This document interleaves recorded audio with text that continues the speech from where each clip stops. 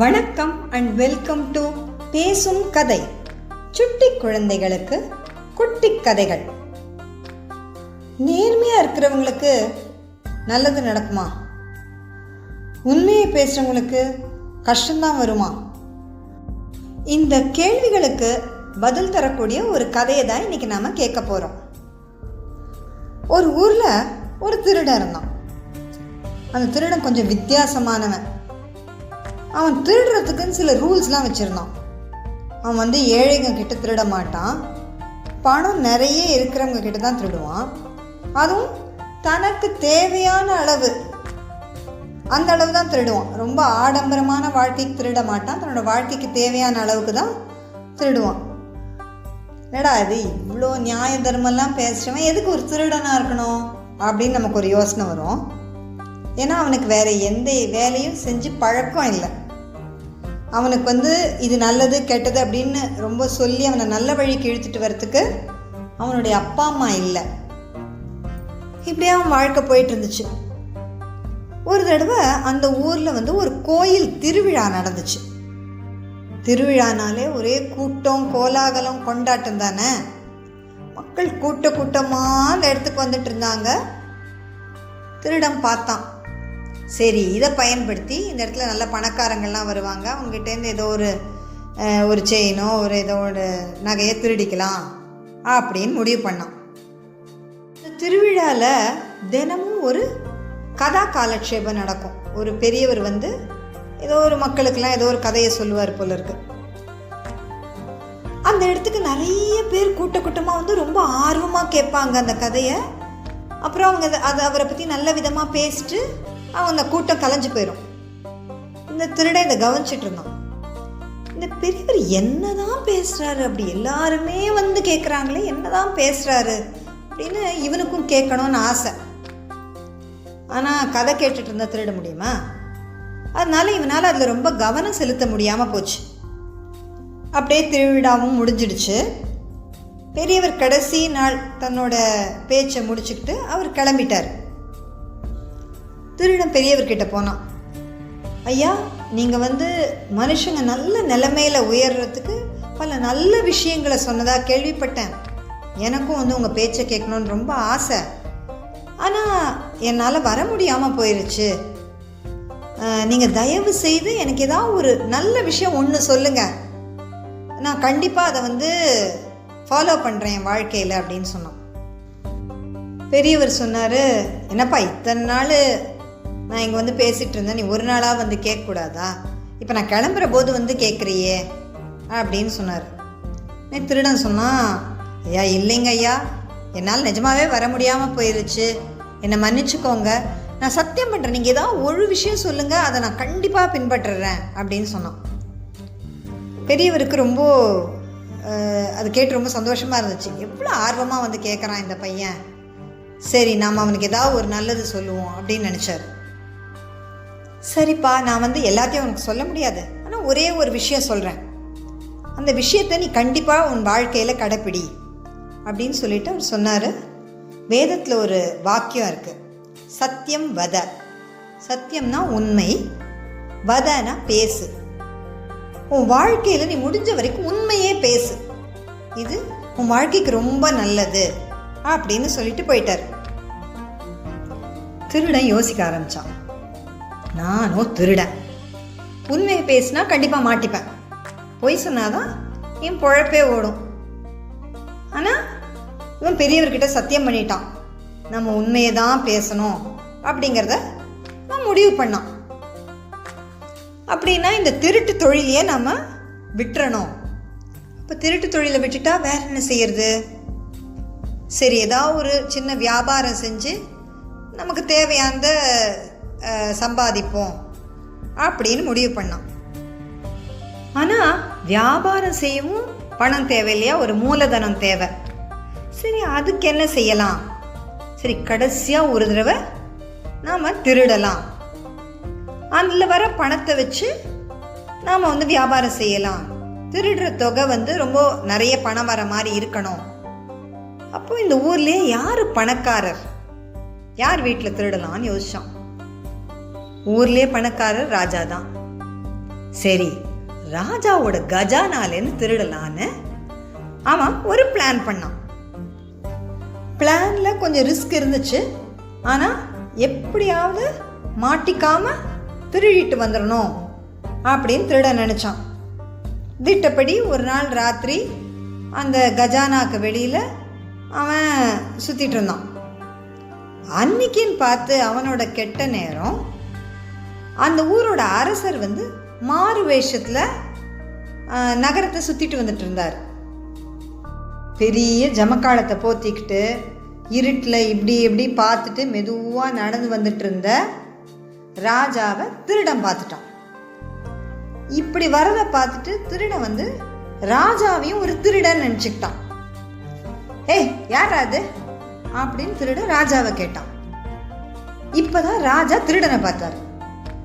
அவனை பார்த்த உடனே ராஜா தெரிஞ்சு போச்சு இவன் திருடன் தான். ஏன்னா இருட்டில் இந்த மாதிரி சுற்றிட்டு இருக்கிறது திருடங்களாக தான் இருக்கும். மக்கள் எல்லாரும் ஓரளவு ராத்திரி ஆயிடுச்சுன்னா தூங்க போயிடுவாங்க இல்லையா? அதனால ராஜாக்கு தோணுச்சு இவன் திருடன். ஆனால் அதை அவர் வெளியில் காட்டிக்கல. அப்படியே பயந்த மாதிரி இந்த திருடங்கிட்ட வந்தார்.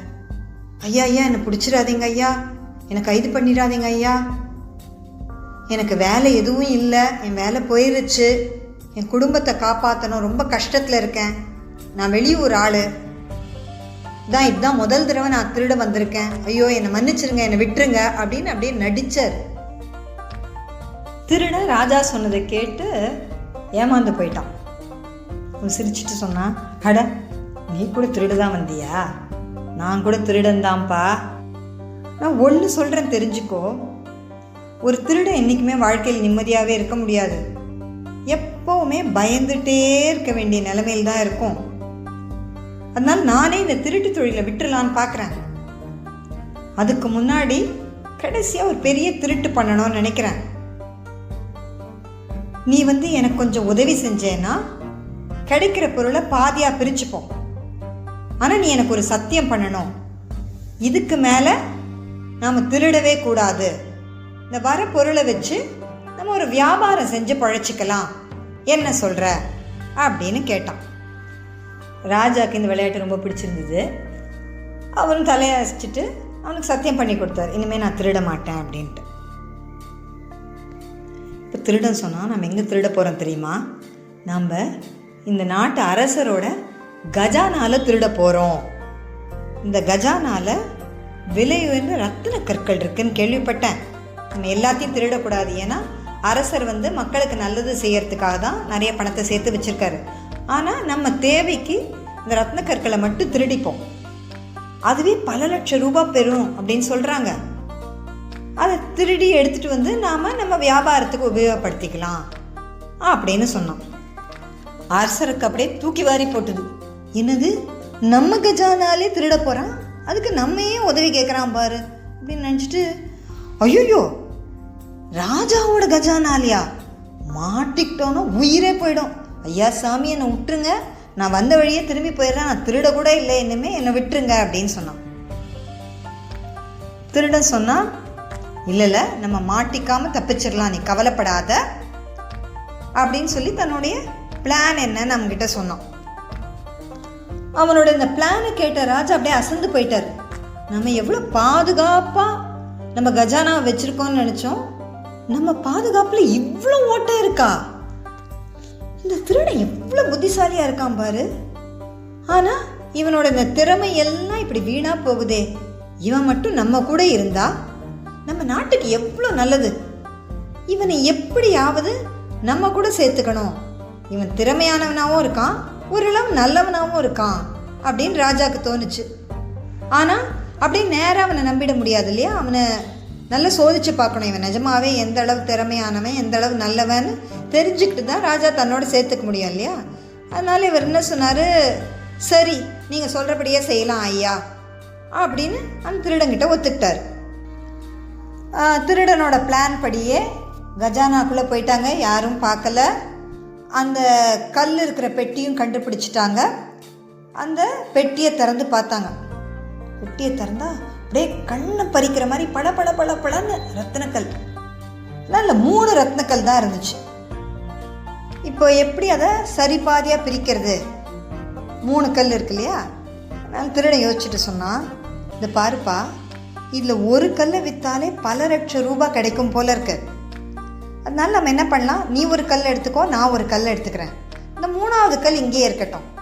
அரசர் இதை ரொம்ப ஆசையாக வாங்கி வச்சுருப்பார், இது அவர்கிட்டயே இருக்கட்டும், மீதி ஆளுக்கு ஒரு கல் எடுத்துப்போம் அப்படின்னு சொல்லிட்டு ஆளுக்கு ஒரு கல் எடுத்துக்கிட்டாங்க. அப்படியே ஜாகிரதையாக வெளியில் வந்தாங்க, யார்கிட்டையும் மாட்டிக்கலை. சரி, நீ உன் வழியில் போ, நான் என் வழியில் போகிறேன்னு திருடன் போயிட்டான். அரசர் கொஞ்ச நேரம் அங்கேயே நின்றுட்டு இருந்தார். அதுக்கப்புறம் திருடன் பின்னாடி அவனுக்கு தெரியாமல் போய் அவன் வீடு எதுன்னு கண்டுபிடிச்சிக்கிட்டாரு. அதுக்கப்புறம் இவர் திருப்பி தன்னோட மாளிகைக்கு வந்துட்டார். அரசருக்கு அன்னைக்கு ஒரே ஆச்சரியம், அவரால் தூங்கவே முடியல. என்னடா இது, தன் முன்னாடி இவ்வளோ பொன்னையும் பொருளையும் பார்த்து கொஞ்சம் கூட எதுக்குமே ஆசைப்படாமல் தனக்கு தேவையான அந்த கல்லை மட்டும் எடுத்துகிட்டு போனானே இந்த திருடன், இப்படிப்பட்ட மனுஷங்க கூட இருப்பாங்களா அப்படின்னு அவர் யோசிச்சுட்டே இருந்தார். மறுநாள் காலையில் காவலாளிகள் ஓடி வந்தாங்க. மன்னா, நம்ம கஜானா யாரோ திருடிட்டாங்க, அதுலேருந்து என்ன திருடு போச்சுன்னு எங்களுக்கு சரியாக தெரியல அப்படின்னு கம்ப்ளைண்ட் பண்ணாங்க. அரசர் அப்படியே பதட்டப்படுற மாதிரி நடிச்சார். அப்படியா, யார் வந்தாங்கன்னு தெரியலையா, என்ன இது, என்ன பார்த்துட்டு இருந்தீங்க அப்படின்னு சொல்லிட்டு தன்னோட ஒரு அமைச்சரை கூப்பிட்டு போய் என்ன திருடு போச்சுன்னு பார்த்துட்டு வாங்க, கணக்கு எடுத்துட்டு வாங்க அப்படின்னு சொன்னார். அமைச்சரும் போனார். கொஞ்ச நேரத்துக்கு அப்புறமா வந்தார். அரசே, நீங்கள் வாங்கி வச்சிருந்த எல்லா பொருளும் அப்படியே தான் இருக்கு, ஆனால் நீங்கள் ரொம்ப ஆசைப்பட்டு வாங்கினீங்க இல்லையா அந்த 3 ரத்தினக்கல், அதை மட்டும் காணோம் அப்படின்னு சொன்னார் அமைச்சர். உடனே அரசர் கேட்டார், என்ன 3 ரத்னக்கல்லுமே காணுமா அப்படின்னு கேட்டார். அமைச்சர் சொன்னார், ஆமாம் அரசே, 3 ரத்னக்கல்லையுமே காணோம் அப்படின்னு சொன்னார். அரசர் காவலாளிகளை கூப்பிட்டு இந்த திருட இருக்கிற இடத்த சொல்லி அங்கே போய் அவனை பிடிச்சிட்டு வாங்க அப்படின்னு சொன்னார். அதே மாதிரி காவல்காரங்க போனாங்க. கரெக்டாக திருட மாட்டிக்கிட்டான். திருட நினச்சான், அடடா, நம்ம இத்தனை நாள் செஞ்ச திருட்டுக்கு கடவுள் இன்னைக்கு நமக்கு தண்டனை கொடுத்துட்டாரு போல இருக்கு, இதுவும் நம்ம விதி அப்படின்னு நினச்சிக்கிட்டு அவன் அரச சபைக்கு வந்தான். அரசர் அவங்ககிட்ட கேட்டார், நீ தானே திருடின அப்படின்னு கேட்டார். இப்போ திருடன் உண்மையை சொல்றதா சத்தியம் பண்ணியிருக்கான், அதனால அவன் பொய் சொல்லலை. பொய் சொன்னால் ஒரு வேளை தப்பிச்சிருக்கலாம், அவன் பொய் சொல்லலை. ஆமாம் அரசே, நான் தான் அந்த ரத்னக்கல்லை திருடினேன்னு சொல்லி நடந்தது எல்லாத்தையும் சொன்னான். இப்போ அவன் சொன்னான், என்கிட்ட ஒரு ரத்னக்கல் தான் இருக்கு அப்படின்னு அதை எடுத்து காமிச்சான். உடனே அமைச்சர் கேட்டார், திருடுறவன் எவனாவது ஒரே ஒரு ரத்னக்கல்லை மட்டும் திருடுவானா? அந்த 3த்தையும் நீ தான் திருடி இருக்க, மரியாதையாக கொடு அப்படின்னு சொன்னார். உடனே திருடன் சொன்னான், இல்லைங்க ஐயா, நிஜமாவே நான் ஒரு கல் தான் திருடினேன், இன்னொன்று திருடினன் எங்கே இருக்கான்னு எனக்கு தெரியாது, அவன் பாவம் ரொம்ப குடும்பம் கஷ்டத்தில் இருக்குன்னு சொன்னான், அவனை சேர்த்துக்கிட்டேன், அவன் திருடிக்கிட்டு போயிட்டான், எனக்கு தெரியாதுன்னு சொன்னான் திருடன். அரசர் இப்போ எழுந்து நின்று சொன்னார், அந்த 2வது திருடன் யாருன்னு எனக்கு தெரியும், அது நான் தான் அப்படின்னு சொல்லி அவர் தங்கிட்ட இருந்து இன்னொரு ரத்னக்கல்லை எடுத்து காமிச்சார். இதை பார்த்து சபையில் இருக்கிறவங்க எல்லாருமே ஆச்சரியப்பட்டாங்க. அப்போ அந்த 3வது கல் எங்கே இருக்கு அப்படின்னு அவங்க கேட்டாங்க. உடனே அரசர் சொன்னார், அது எங்கே இருக்குன்னு எனக்கு தெரியும், அந்த திருடன் யாருன்னு எனக்கு தெரியும் அப்படின்னு சொல்லி நேராக அந்த அமைச்சர்கிட்ட போய் அவருடைய சட்டை அப்படியே லைட்டாக உலுக்கினார். 3வது ரத்னக்கல் கீழே விழுந்தது. அமைச்சருக்கு ரொம்ப அவமானமாக போச்சு. திருட்டு தொழில் செஞ்சாலும் தன்னை சுற்றி நிறைய பணமும் பொருளும் இருந்தாலும் தன் வாக்குப்படி நேர்மையாக நடந்துக்கிட்டான் திருடன். ஆனால் நல்ல பண வசதி இருந்த போதும் ஒரு சந்தர்ப்பம் கிடைச்ச உடனே தன்னோட உண்மையான குணத்தை காமிச்சிட்டாரு அமைச்சர். அரசர் அமைச்சரை ஜெயிலுக்கு அனுப்பிட்டாரு, திருடனை தன்னோட அமைச்சராக்கிக்கிட்டாரு. நம்ம கிட்ட திறமையும் உண்மையும் இருந்தா வாழ்க்கையில கண்டிப்பா ஒரு நாள் ஜெயிக்கலாம். இதுதான் இந்த கதை சொல்லும் நீதி. இந்த கதை உங்களுக்கு பிடிச்சிருந்தா லைக் பண்ணுங்க, ஷேர் பண்ணுங்க, கமெண்ட் பண்ணுங்க. இது போல இன்னும் நிறைய கதைகள் கேட்க பேசும் கதை யூடியூப் சேனலுக்கு சப்ஸ்கிரைப் பண்ணுங்கள். நன்றி, வணக்கம்.